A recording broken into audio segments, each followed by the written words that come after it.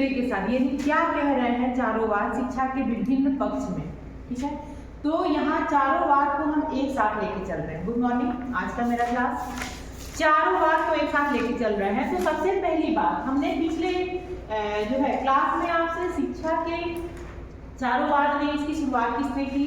ठीक है, चारों वाद के मूल जो है विचारक कौन कौन से हैं, इन सब चीजों पे हमने आपसे डिस्कस किया था। आज से हम इनके सिद्धांत पे चलते हैं। ठीक है, जैसा कि अब यहाँ से हम आपको बताएंगे और साथ में आपसे पूछते भी चलेंगे, क्लियर होता जाएगा पिछला। ठीक है, पहला आइडियलिज्म।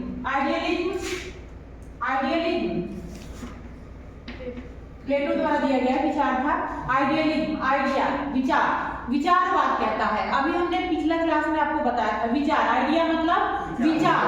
ठीक है, तो विचारवाद क्योंकि इनका मेन जो सिद्धांत है क्या है, विचार। इन्होंने जगत को दो तत्वों से मिलकर, यानी दो तत्व बताते हैं, विचार जगत और वस्तु जगत। ठीक है, विचार जगत और वस्तु जगत, यहाँ कहते हैं ना जगत, जगत मतलब संसार। ठीक है, विचार जगत और वस्तु जगत। लेकिन विचार जगत क्या है, विचार जगत यानी अलौकिक, विचार जगत यानी अलौकिक, आध्यात्मिक, विचार जगत यानी आध्यात्मिक, आध्यात्मिक कह सकते हैं और अलौकिक कह सकते हैं।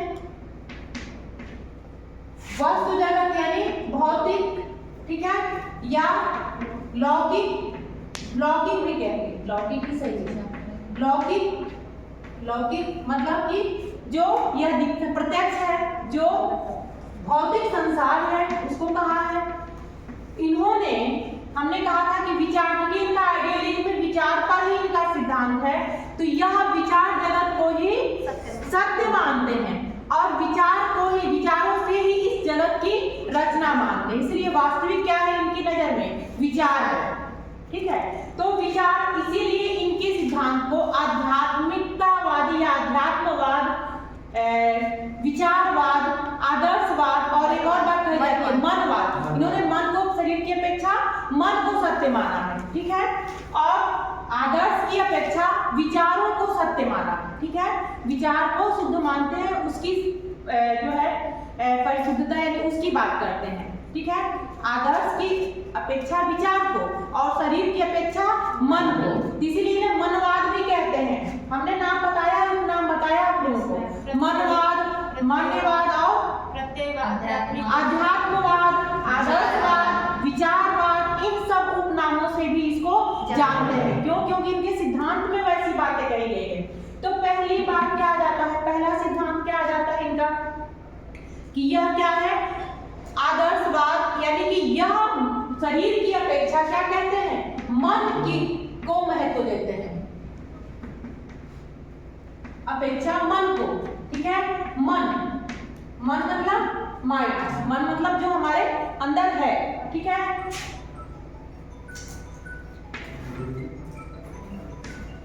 माइंड, मन को महत्व देते हैं। आदर्श की अपेक्षा विचार को,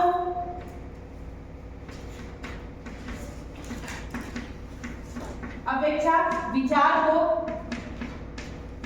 महत्व दिया है। ठीक है, इसे आध्यात्मिक जगत, आध्यात्मिक सत्ता को ही ये सत्य मानते हैं। ठीक है, आध्यात्मिक मूल्यों या आध्यात्मिक सत्ता को ही सत्य मानते हैं, पूर्णतः सत्य इसको इन्होंने आध्यात्मिक जगत को माने हैं। यह वस्तु जगत की अपेक्षा वैचारिक और आध्यात्मिक सत्ता को ही मानते हैं। तो वस्तु जगत की अपेक्षा, विचार जगत को, विचार एवं अध्यात्म, इसीलिए इन्हें विचारवाद व अध्यात्मवाद भी कहा जाता है। ठीक है, इनकी ये चीजें आती है, इन्होंने इसलिए इनके सिद्धांत में तीन बातों पर निर्भर, सत्यम, शिवम और सुंदरम। हमने बताया सत्यम, शिवम और सुंदरम जो मेन इनका सिद्धांत है, सत्यम, शिवम और सुंदरम।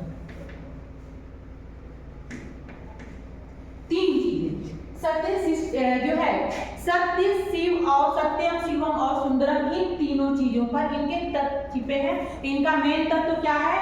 विचार, अध्यात्म। मेन तत्व इनका क्या है? विचार या अध्यात्म। ठीक है,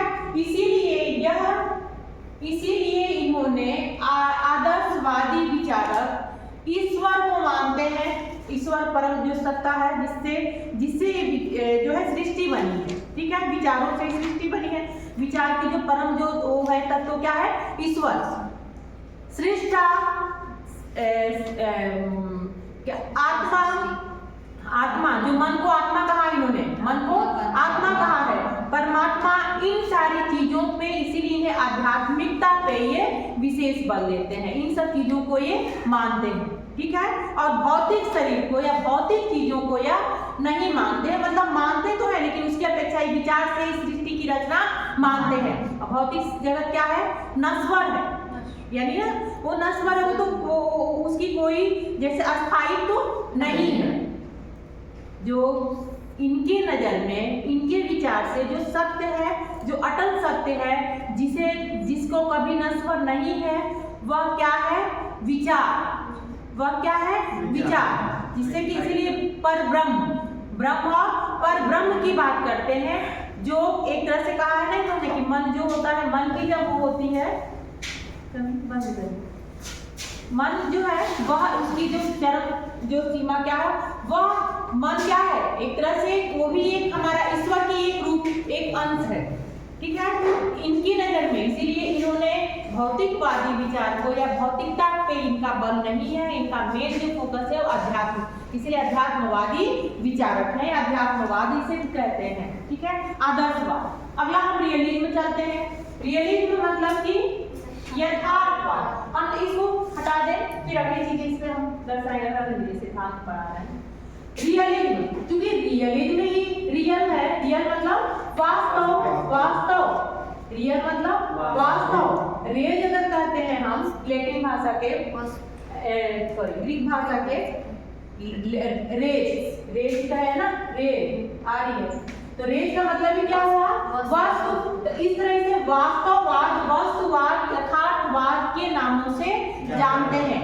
प्रत्यक्षवाद ये क्या कहता है? यथार्थवाद किसके द्वारा दिया गया था? अरस्तु। वैसे इन्होंने क्या कहा है?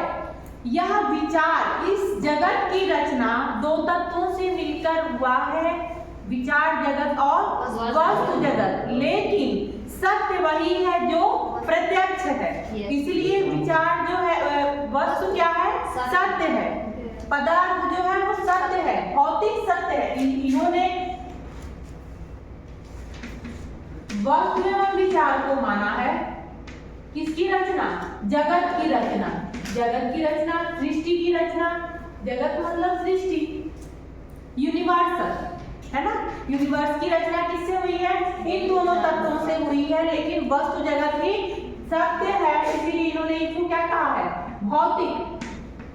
भौतिक जगत सत्य माना है। भौतिक कह सकते हैं, लौकिक या प्रत्यक्षवाद भी, सुपर प्रत्यक्ष, इसको ये सत्य मानते हैं। जो हमें रियल वास्तव में दिखता है, जो हमें प्रत्यक्ष अनुभव होता है, जिसे हम देख सकते हैं, जिसके बारे में हम जान सकते हैं, जिसकी प्रामाणिकता हम सिद्ध कर सकते हैं, वही सत्य है। और इन्होंने विचार जगत को भी माना है, लेकिन क्या कहा है? विचार जगत यानी ईश्वर क्या है? वह हमें सही कार्य करने के प्रति प्रेरित करता है। ठीक है, ईश्वर जो होता है इनके विचार में, वह हमें सही कार्य, शुद्ध कार्य करने के प्रति यानी उसके प्रति प्रेरित करता है, जिससे हम गलत रास्ते पे नहीं चलते। तो बस इनकी विचार वहीं तक है। परमात्मा क्या है? पदार्थ जड़ चेतन है, और वह क्या है? धर्म सिद्ध सत्ता है। अब इनके जो सिद्धांत अगर हम आएंगे निकल के, इन्होंने क्या कहा है? वास्तु जगत की सत्य,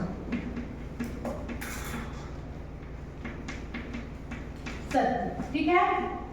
संसार की रचना किससे हुई है? भौतिक वस्तु से। भौतिक जो है वही सत्य है, जो प्रत्यक्ष। अब जो प्रत्यक्ष है, जो भौतिक है, जो पदार्थ है वह क्या है, सब सत्य है।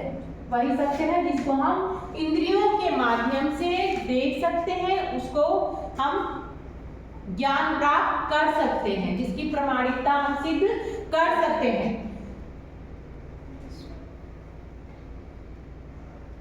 आत्मा को क्या कहा इन्होंने भी माना है पदार्थ जन्य चेतन। वह भी एक पदार्थ के रूप में है, लेकिन आत्मा क्या है, पदार्थ जन्य चेतन है। एक पदार्थ के माध्यम से यह सक्रिय है। पदार्थ न रहे तो चेतन का कोई, आत्मा का कोई अस्तित्व नहीं है इनके मानने में। परमात्मा को इन्होंने क्या कहा है, परमात्मा को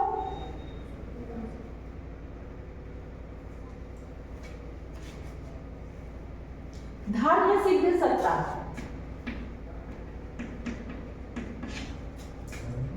धर्म सिद्ध सत्ता कहा है। इसलिए इनका तर्क है जो हमें धार्मिक कार्यों के प्रति प्रेरित करता है, जो हमें सही कार्यों के प्रति प्रेरित करता है, इसलिए हम क्या करते हैं, परमात्मा को उस रूप में मानते हैं। अगर परमात्मा को हम मानते हैं तो हम गलत कार्य की तरफ नहीं जाते हैं, वही तक उसकी सत्ता है। ठीक है, उन्होंने वास्तविक इनकी तरह, इनके विचार की तरह नहीं मानते, लेकिन फिर भी ये उस तत्व को मानते हैं। इसीलिए अगर आइडियलिज्म पूर्णतः आध्यात्मिकवाद है, अगर आध्यात्मिकता पर टिका है, तो यथार्थवाद आध्यात्मिकता के साथ साथ क्या करता है, आध्यात्मिकता के साथ साथ भौतिक विज्ञान पर भी आधारित है, दोनों पक्षों को लेके चलता है। ठीक है, क्योंकि तुरंत उसके बाद आया तो यह दर्शन, इसने भी अध्यात्म, क्योंकि अरस्तु ने भी उस चीज को पकड़ा है, तो अध्यात्म को पूरी तरह नहीं छोड़ता, उस तत्व को मानता है, लेकिन भौतिक को ही सत्य मानता है।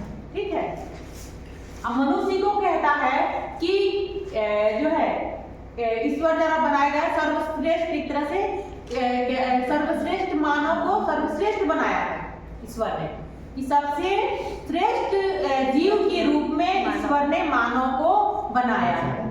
ठीक है, तो मानव क्या है इनके नजर में, मानव मनुष्य क्या है, सर्वश्रेष्ठ जीव है, ईश्वर द्वारा बनाया गया सर्वश्रेष्ठ जीव। ठीक है ना,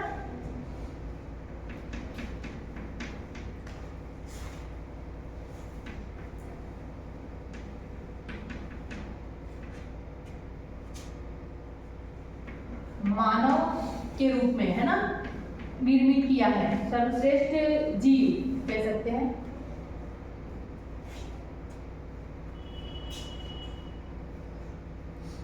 क्या इसका शुद्ध क्या होगा,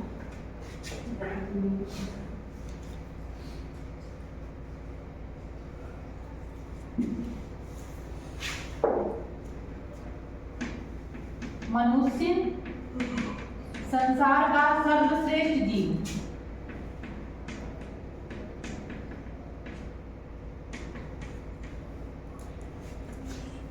सर्वश्रेष्ठ जीव है।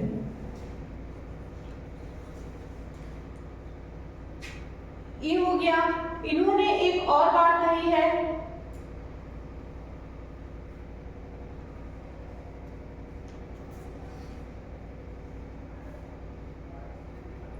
इस संसार जो है, यानी इन्होंने कहा है कि यह संसार जो है एक नियमित अवस्था से, एक नियमित क्रम से जो है वह चलता है, और इसमें प्रत्यक्ष जो है हमारा, वह हम प्रत्यक्ष ज्ञान हम किससे अर्जित करते हैं, इंद्रियों के माध्यम से। तो भौतिक संसार की जो अध्ययन है, जो ज्ञान है, वह इंद्रियों के माध्यम से करते हैं। इसलिए इंद्रियों के प्रशिक्षण पर ही, इंद्रियों के प्रशिक्षण करके हम अपने ज्ञान को और विकसित कर सकते हैं, मानव ज्ञान को। तो इंद्रियों के प्रशिक्षण की बात है, क्योंकि प्रत्यक्ष हम किसके माध्यम से अध्ययन करेंगे, प्रत्यक्ष ज्ञान को हम इंद्रियों के माध्यम से ही अध्ययन कर सकते हैं, और लौकिक उससे नहीं, है ना, क्योंकि जो सामने है उसको हम, उसकी प्रामाणिकता हम सिद्ध कर सकते हैं, उसकी ज्ञान हम अर्जित कर सकते हैं। ठीक है, अब यहाँ ये तो हो गया इनकी बात, इन्होंने क्या कहा। अब हम प्रकृतिवाद की तरफ चलते हैं। प्रकृतिवाद, जिसको रूसो ने, इसको प्रकृतिवाद को अपने रूप एक तरह से दिया था रूसो ने।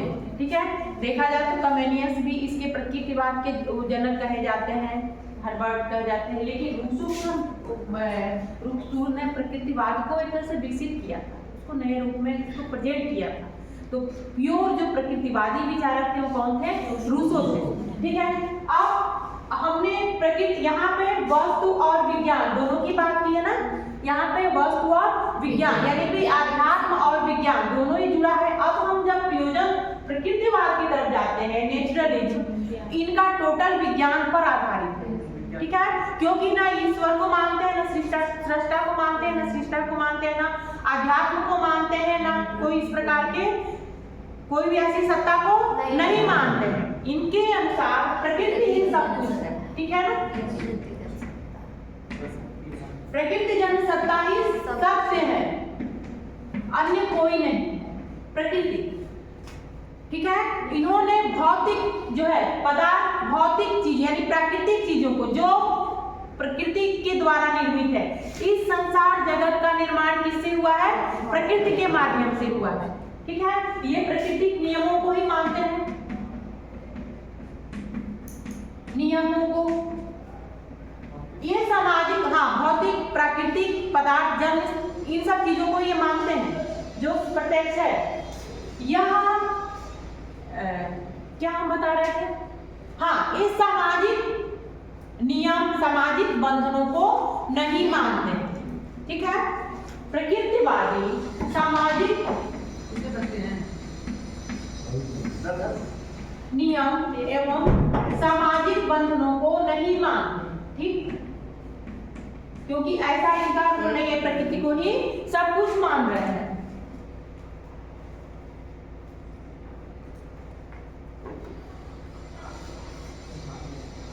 इन्होंने भौतिक संसार को सत्य माना है, आध्यात्मिक सत्ता को नहीं मानते। हमने बताया भौतिक सत्ता को ही सत्य मानते हैं। यह ईश्वर और आध्यात्मिक जगत को नहीं मानते हैं। ठीक है,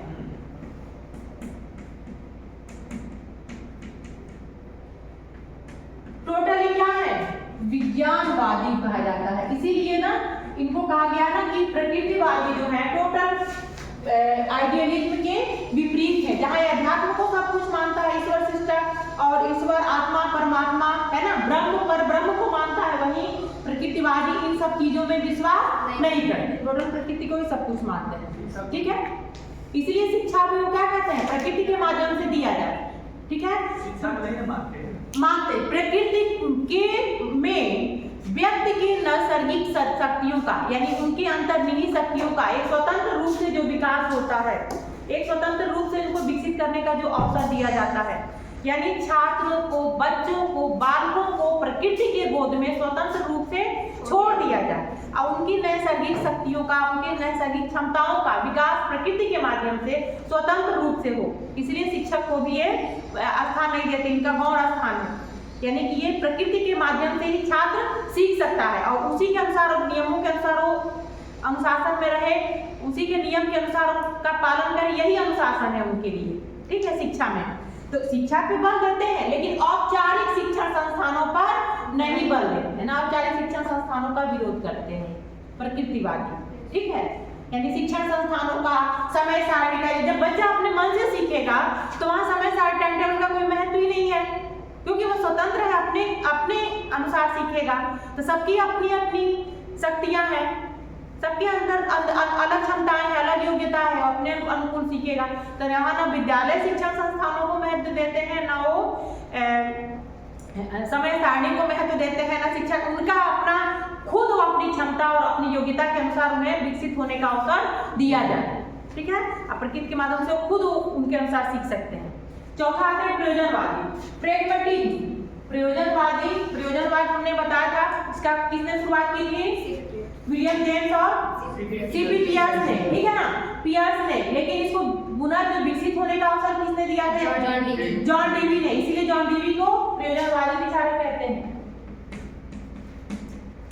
ठीक है, वैसे पियर्स भी और प्लस क्या कौन थे? William James.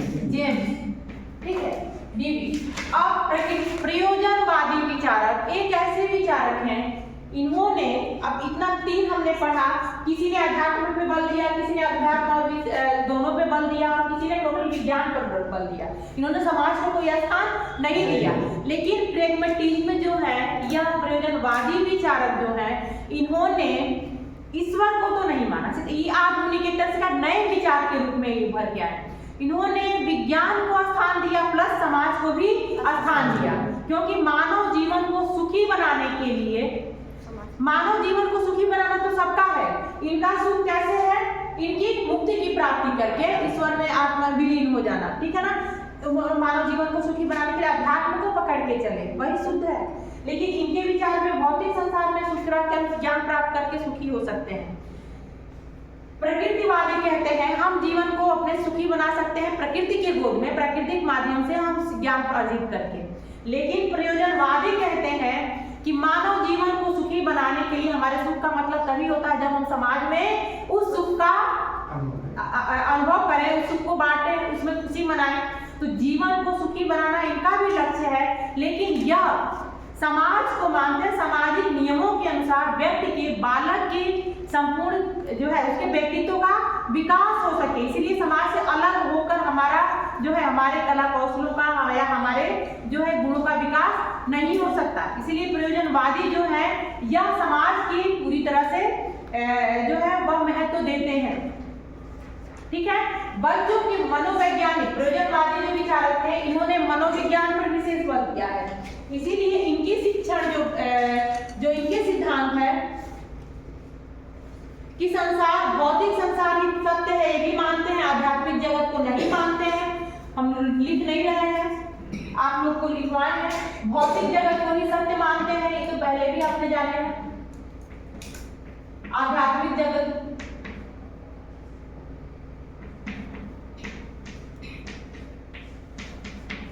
असत्य माना है, ईश्वर को एक कल्पना मानते हैं,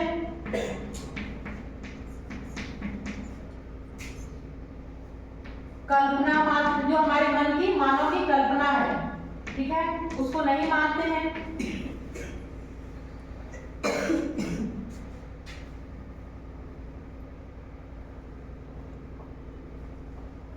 और इन्होंने कहा है मनुष्य का विकास वह समाज में रह के ही उसके संपूर्ण कला कौशलों का या सामाजिक, मनुष्य को सामाजिक प्राणी है, इसलिए समाज से अलग वो नहीं रह सकता, इसलिए सामाजिक कौशलों का भी विकास होना चाहिए और उसके वैयक्तिक यानी उसके व्यक्तित्व से संबंधित सभी गुणों का विकास होना जरूरी है। उसके लिए उसे समाज के नियमों को भी मानना जरूरी है और उसे स्वतंत्र सीखने का भी अवसर मिलना चाहिए। तो शिक्षा में बालक की प्रकृतिवादी बाल केंद्रित शिक्षा की बात करते हैं। जो भी चीज सिखाया जाए बच्चों के आधार पर सिखाया जाए, यह मनोविज्ञान की बात करते हैं। छात्रों के जो विकास के मनोविज्ञान यानी छात्रों के मानसिक स्तर, उनकी योग्यता, उनकी क्षमता, उनकी रुचि के अनुसार शिक्षण की व्यवस्था की जाए, वैसे शिक्षण विधियों को अप्लाई किया जाए। इसीलिए प्रयोजनवादी जो है इन्होंने प्रोजेक्ट मेथड दिया था, ठीक है। प्रयोजनवादियों द्वारा दिया गया जो शिक्षण टीचिंग मेथड है वो प्रोजेक्ट मेथड, ठीक है, क्योंकि इन्होंने कहा था कि बच्चों को स्वतंत्र सीखने का अवसर दिया जाए। शिक्षक एक क्या पथ प्रदर्शक के रूप में, निरीक्षणकर्ता के रूप में छात्रों की कार्यों की निगरानी करे, उन्हें समय समय पर दिशा देता रहे, छात्र अपनी रुचि व अपनी योग्यता के अनुसार स्वयं सीखे। इस बात की इन्होंने चर्चा की थी, बल दिया था। आगे हम बढ़ते हैं। अच्छा, प्रयोजनवाद को अन्य नामों से भी जानते हैं, हमने बताया भी था। प्रयोगवाद, इन्होंने करके सीखने पे बल दिया था। अनुभववाद, छात्रों के अनुभव से वो जो सीखेगा वह ज्यादा प्रभावी होगा, ठीक है। परिणामवाद, क्योंकि हमारा रिजल्ट क्या आ रहा है, हमारा उसका क्या परिणाम है, इस बात पे मेन फोकस होना चाहिए। व्यवहारवादी, क्योंकि व्यवहारिक ज्ञान अर्जित करने पर ही बल देते हैं। और विज्ञानवाद, ठीक है, टोटली प्रत्यक्षवाद या भौतिकवादी विचारक है ना, इन्हें विज्ञान पर ही ज्यादा इनकी चीजें की है, ठीक है। इनको अनेक नामों से जानते हैं और प्रयोजनवाद सबसे आधुनिक विचारक है और इसीलिए यह वर्तमान में तकनीकी चीजों का ज्ञान कराना, ठीक है, इन सब चीजों पे ज्यादा बल देते हैं। हमने कल पूछा था आपसे कि एक बात बताइए, शिक्षण सहायक सामग्री की बात किसने की है? किस दर्शन ने कल बच्चे जो थे हमारे, शिक्षण सहायक सामग्री का प्रयोग और शिक्षकों के प्रशिक्षण की बात सबसे पहले किस दर्शन में किया गया है? यथार्थवाद में, रियलिज्म।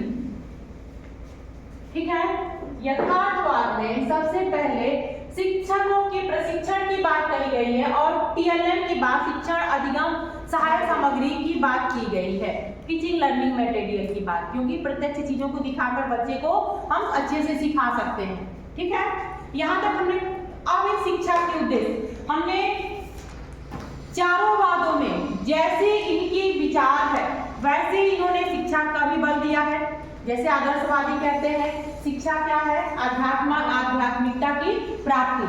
ठीक है, जो हमारी नैतिकता और मूल्य, आध्यात्मिक मूल्यों का विकास करना ही शिक्षा है।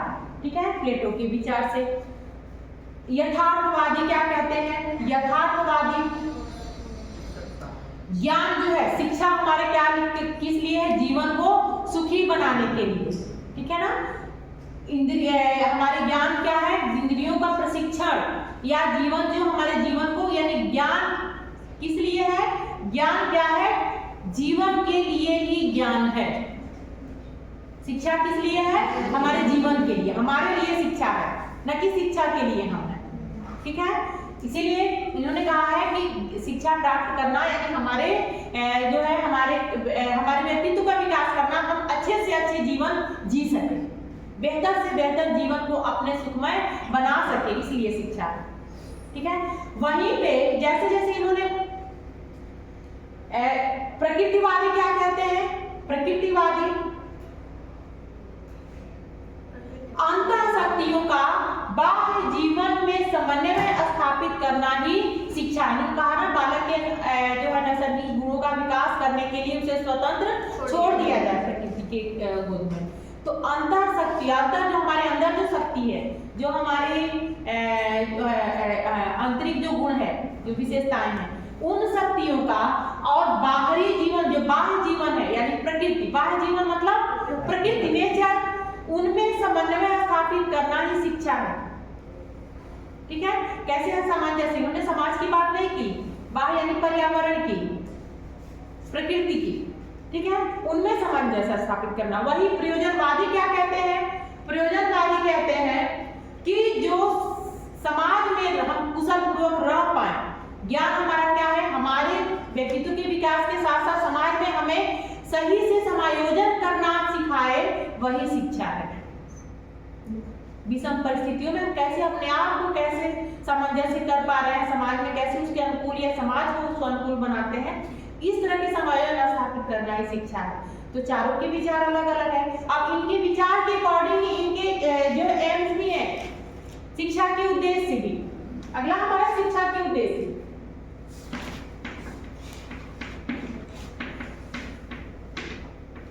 शिक्षा के उद्देश्य की बात करते हैं। ठीक है, तो शिक्षा के उद्देश्य, क्योंकि अध्यात्मवादी है, ये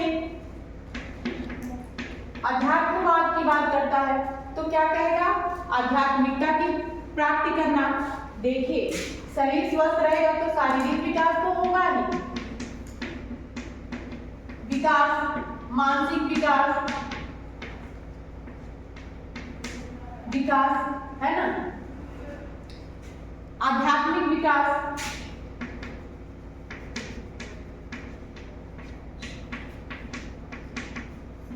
आध्यात्मिक विकास और आत्मानुभूति,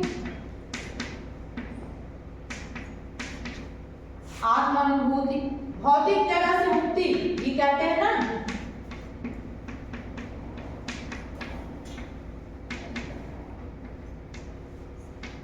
मुक्ति, जिसमें हमें इस संसार से हमें मुक्ति दिलाए, ऐसी शिक्षा की व्यवस्था की जाए। और मेन जो इसका सत्यम शिवम की प्राप्ति,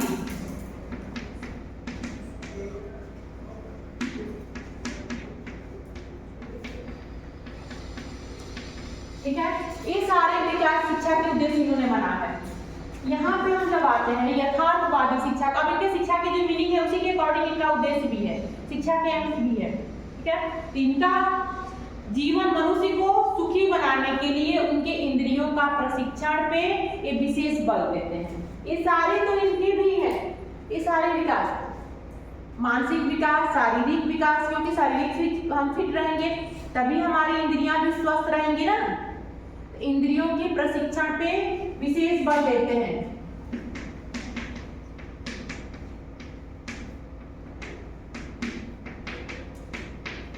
इंद्रियों के प्रशिक्षण पे बल देते हैं और बाकी इनका मानसिक विकास, शारीरिक विकास, आध्यात्मिक इनके में नहीं है, ठीक है। इनको हटा दिया जाए, बाकी टोटल वही हो जाएगा, शारीरिक, मानसिक,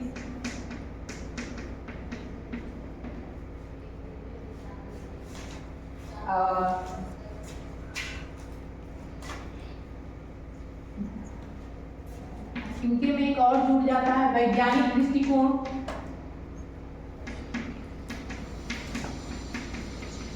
ठीक है।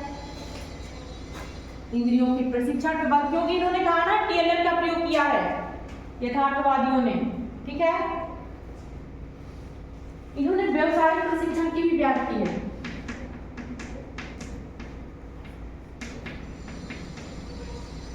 क्योंकि जीवन को सुखी तभी होना जब हमारे अच्छे व्यवसाय पकड़े, ठीक है। जल्दी जल्दी में लिख रहे हैं। अगला हम आते हैं प्रकृतिवादी। अब प्रकृतिवादी जो है शिक्षा के उद्देश्य इनके क्या होगा, प्राकृतिक नियमों के अनुसार अपने आप को बनाना। तो इन्होंने जीवन के संघर्ष के लिए शक्ति और योग्यता का विकास करना, पूर्ण मनुष्य को क्या है, पूर्ण जीवन की तैयारी करना।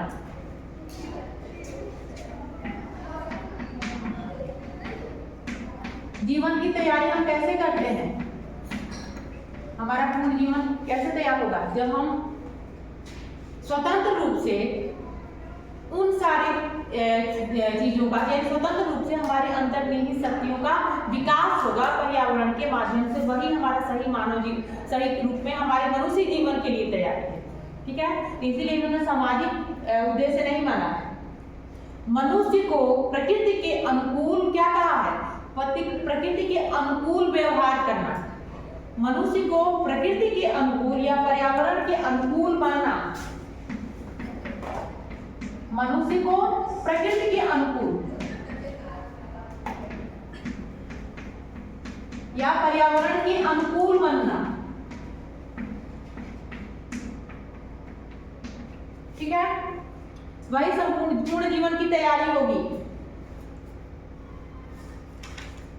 इन्होंने भी इंद्रियों के प्रशिक्षण की बात की है, इंद्रियों का के प्रशिक्षण, और इन्होंने भी व्यक्तित्व का स्वतंत्र विकास, ठीक है, व्यक्तित्व का, मनुष्य के बालक के व्यक्तित्व का स्वतंत्र विकास होना चाहिए, स्वतंत्र विकास, जिसके उसके अंतर्निहित सभी शक्तियों का विकास हो पाए। अब अगला हम आते हैं प्रयोजनवाद में। तो इनके शिक्षा का उद्देश्य क्या होगा, बालक के व्यक्तित्व के विकास के साथ इंद्रियों के प्रशिक्षण के साथ ही सामाजिक कुशलता, सामाजिक कौशल और कुशलता का भी प्रशिक्षण लेना, उसको भी क्या करना, सीखना, सामाजिकता का विकास, ठीक है। और यहाँ पे शारीरिक भी हो जाएगा, ध्यान रखिएगा, आप लोग लिख नहीं रहे, शारीरिक भी होगा, मानसिक भी होगा, ठीक है, कौशलात्मक भी होगा, वैज्ञानिक दृष्टिकोण भी होगा, व्यक्तित्व का संपूर्ण विकास भी होगा, सामाजिकता का भी विकास होगा, सांस्कृतिक एवं सामाजिक विकास में इसमें जुड़ जाएगा, सामाजिक एवं सांस्कृतिक विकास भी जुड़ेगा, ठीक। यहाँ पे ये इनकी उसमें जुड़ जाता है। यह जीवन को सुखी बनाने के लिए सामाजिक एवं सांस्कृतिक विकास की भी बात करते हैं। सामाजिक पर्यावरण में सामंजस्य स्थापित करना, समायोजन स्थापित करना, शिक्षा का मेन उद्देश्य क्या है, समाज में समायोजन स्थापित स्थापित करना, उनकी परिस्थितियों के अनुसार अपने आप को ढालना, तैयार रखना। ठीक है, इसके साथ ही क्योंकि ये जनतांत्रिक लोकतांत्रिक मूल्यों का विकास भी कहते हैं, क्योंकि राष्ट्र को भी मानते हैं, लोकतांत्रिक मूल्यों का विकास, क्योंकि राष्ट्र को भी मानते हैं, समाज को मानते हैं, सामाजिक नियमों के अनुसार समाज में समायोजन स्थापित करना, समायोजन स्थापित करना। ठीक है, हो गया यहाँ तक। ये हो गया शिक्षा के चारों के उद्देश्य। या अध्यात्म जगत को मानते हैं, इसलिए भौतिक जगत से मुक्ति कहते हैं, सत्यम शिवम सुंदरम की मेन इनका प्राप्ति है शिक्षा का उद्देश्य। ठीक है, आध्यात्मिक आत्मानुभूति यानी अपने अंतरात्मा की अनुभूति करना। ठीक है, क्योंकि आत्मा को हमने यथार्थवादी वैज्ञानिक दृष्टिकोण या शारीरिक मानसिक ये सारी चीजें तो होंगी, इसके साथ ही वैज्ञानिक दृष्टिकोण की भी बात करते हैं, प्रत्यक्ष का जो इंद्रियों के प्रशिक्षण पे बल देते हैं। इन्होंने प्रकृति के साथ तरह के सीखने की बात की, बालक को स्वतंत्र वातावरण में सीखने का अवसर दिया जाए, क्योंकि इनके नजर में प्रकृति ही सब कुछ है।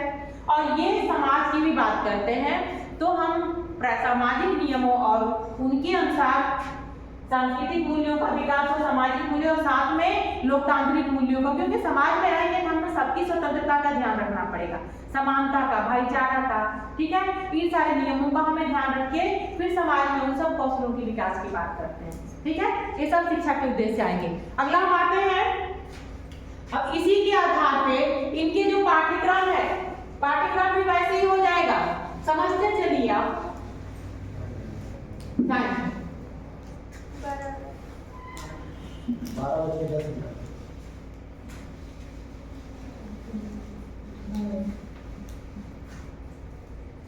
पाठ्यक्रम की अगर हम बात करें, पाठ्यक्रम की, तो यह क्या कहते हैं, भौतिक की अपेक्षा आध्यात्मिक पाठ्यक्रम पे ज्यादा बल देते हैं। आध्यात्मिक जैसे दर्शन, धर्म, दर्शन, इन सब विषयों पे विशेष महत्व देते हैं। ठीक है, इनको पाठ्यक्रम में विशेष बल दिया है। आध्यात्मिकता की प्राप्ति इनका उद्देश्य है और उसी के अकॉर्डिंग इनके पाठ्यक्रम भी आध्यात्मिक विषयों का पे विशेष बल दिया गया है। बाकी भौतिक विषय का भी अध्ययन करना बताते हैं, लेकिन उतना जो नहीं देते हैं, क्योंकि इनका मुक्ति भी तो है, भौतिक जगत से मुक्ति पाना, इसलिए उस पर बल नहीं देते, उससे ज्यादा आध्यात्मिक विषय पर। ठीक है, अब यथार्थवादी क्या करते हैं, भौतिक विषय पर ज्यादा बल देते हैं, क्योंकि इसमें इनके भौतिक विषय कि हमें प्रत्यक्ष विषयों का या ऐसे विषय जिनकी प्रामाणिकता सिद्ध हो, इसीलिए विज्ञान, भौतिक विज्ञान, वनस्पति विज्ञान, इन सारे विज्ञानों पर विशेष बल देते हैं। ठीक है, पाठ्यक्रम में इसको विशेष स्थान देते हैं, क्योंकि हमने सारा चीज पढ़ाया है, इसलिए हम इन चीजों को आगे बढ़ जाते हैं।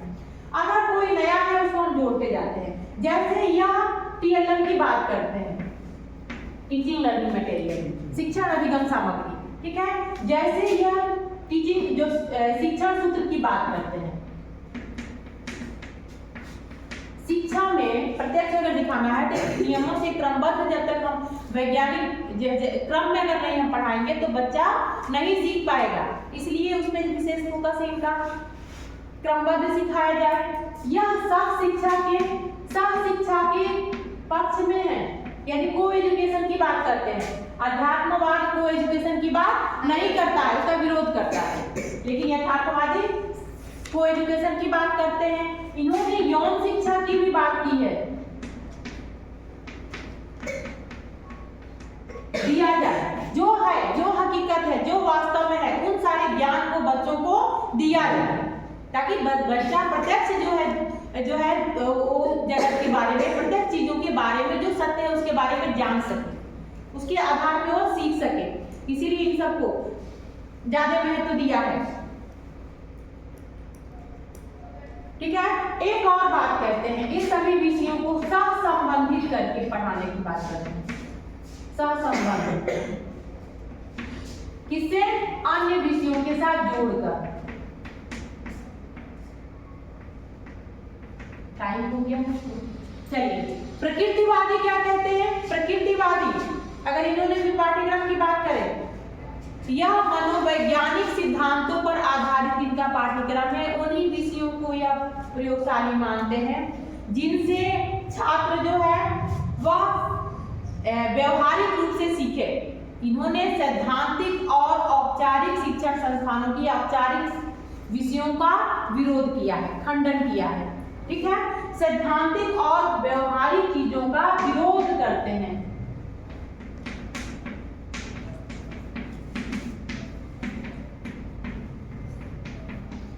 ठीक है, इसीलिए यह व्यवहारिक विषयों पर विशेष बल देते हैं। इनके पाठ्यक्रम में व्यवहारिक विषयों पर विशेष बल दिया गया है।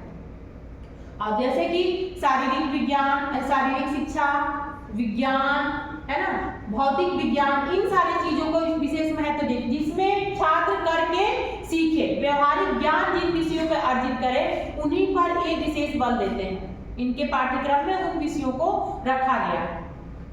ठीक है, मेन हमारा क्या क्या है। अब प्रयोजनवादी विचारक जो हैं, इन्होंने व्यवहारिक और प्लस सैद्धांतिक दोनों की बात करते हैं, लेकिन इन्होंने अनुभव आधारित विषय पर विशेष बल दिया है। इसमें इन्होंने शिक्षा के मनोविज्ञान पर बल दिया है, इन्होंने करके सीखने पर बल दिया है। इसीलिए इनकी बात आती है विज्ञान आओ करके सीखे, करके आओ करके सीखे, जो चीजें हैं वह अनुभव से सीखे। ये स्वतंत्र कहते हैं, लेकिन यहाँ पे जो है शिक्षक के मार्ग, यानी एक जो करेगा किसके सामने, शिक्षक के सामने। इसीलिए यह विद्यालय की बात करते हैं। हम कहते हैं विद्यालय ऐसा हो जहाँ पे प्रयोग करके सिखाया जाए।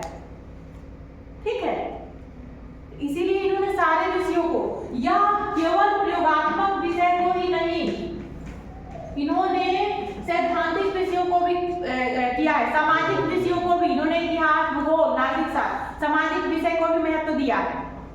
ठीक है, समझ में आ रहा है आप लोगों को चारों में। तो इस तरह से चारों ने जो शिक्षा के पाठ्यक्रम के बारे में कहा।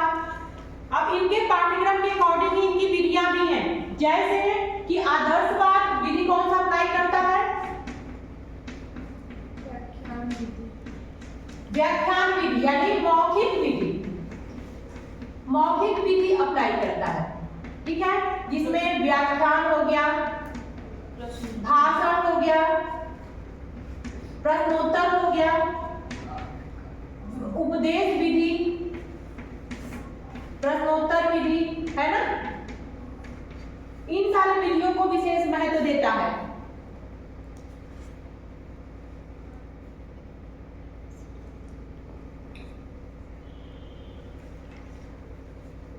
वहीं पे यथार्थवादी जो विचारधारा, इन्होंने श्रव्य दृश्य सामग्री विधि, कार्यशाला विधि, प्रयोगशाला,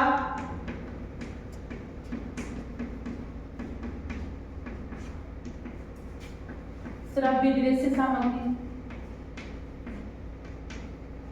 यानी सामग्री का प्रयोग करके शिक्षा किया जाए, है ना, इन सारी विधियों पर विशेष बल देता है। सहसंबंध हमने बताया भी था अभी, संबंध विषयों का अन्य विषयों के साथ जोड़कर पढ़ाई जाए, इन सारी विधियों पर ही बल देता है। प्रकृतिवादी किस पे बल देते हैं, प्रकृतिवादियों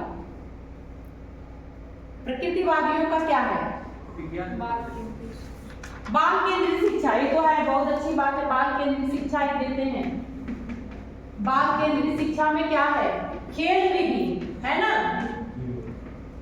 खेल विधि और स्वतंत्रता, हाँ, खोज विधि, जिसमें छात्र स्वयं खोजेगा, ह्यूरिस्टिक विधि, ह्यूरिस्टिक मेथड प्रकृतिवादियों की देन है। खोज विधि, ह्यूरिस्टिक विधि, प्रत्यक्ष विधि, जिसमें करके छात्र स्वयं सामने देख के